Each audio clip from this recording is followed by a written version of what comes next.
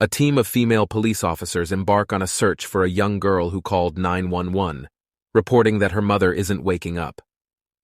The situation takes a horrifying turn when the officer enters the girl's house.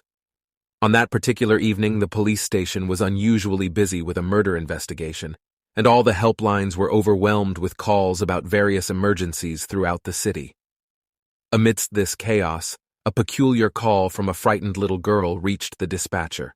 The girl, sobbing uncontrollably, tells the dispatcher that she is hungry and her mother has been unresponsive all day. When asked about her location, the girl, named Maggie, doesn't know where she currently is. However, she provides the dispatcher with her address from earlier. Despite her lack of knowledge about her current whereabouts, Maggie manages to give visual descriptions of her surroundings, such as seeing big gray houses, a barking dog, trees, and a broken gate. The dispatcher reassures Maggie that help is on the way and relays the information to Officer Nancy and her team. They set off to search for Maggie, initially arriving at the address she had given. However, upon inspection, they find that the details don't match Maggie's description. They discover from the neighbors that the family Maggie mentioned had been evicted due to financial difficulties after the death of Mr. Jakes. Nancy follows a lead suggesting their presence in a poverty-stricken area 12 miles away. As darkness falls and the area experiences a power outage, Nancy hears a distant dog barking, reminiscent of what Maggie had mentioned.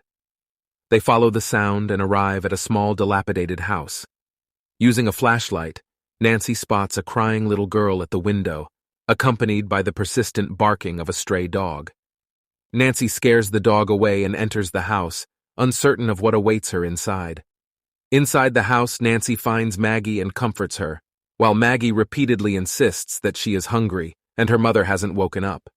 Nancy carries Maggie outside and places her in the car, instructing her team to provide the girl with some biscuits. Nancy then returns to the house to search for Maggie's mother. After an extensive search, Nancy discovers a basement doorway and finds Maggie's mother unconscious on the floor. Tragically, Nancy realizes that Maggie's mother has passed away. Overwhelmed with the task of breaking the news to Maggie, Nancy struggles with how to tell her that her mother is no longer alive. Nancy tries to comfort Maggie, assuring her that her mother will be fine and urging her to stay with Nancy for the time being. However, Maggie insists on following the ambulance carrying her mother's body. Nancy embraces Maggie tightly, promising to take care of her until her mother returns. When social services arrives, they inform Nancy that Maggie will be placed in a foster home.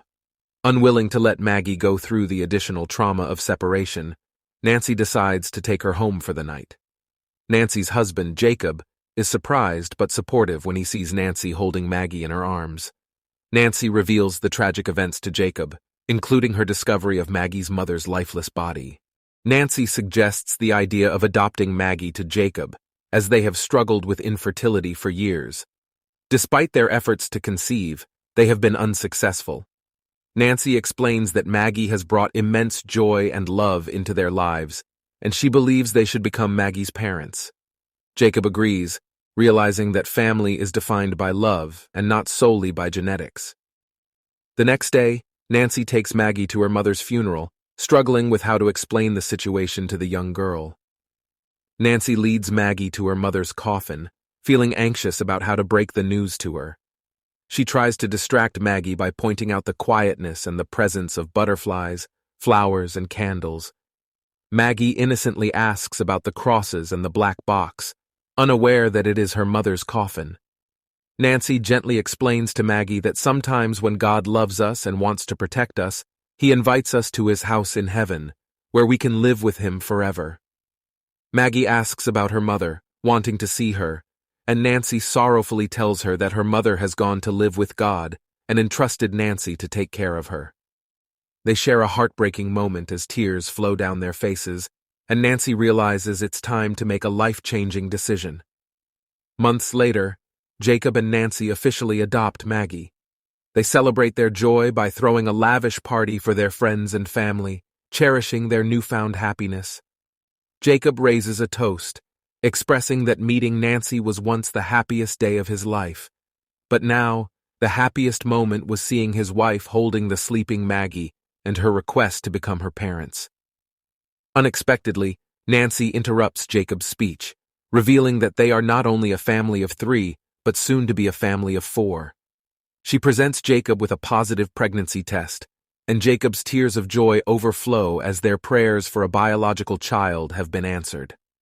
Nancy had struggled with infertility, and they had tried various methods to conceive without success.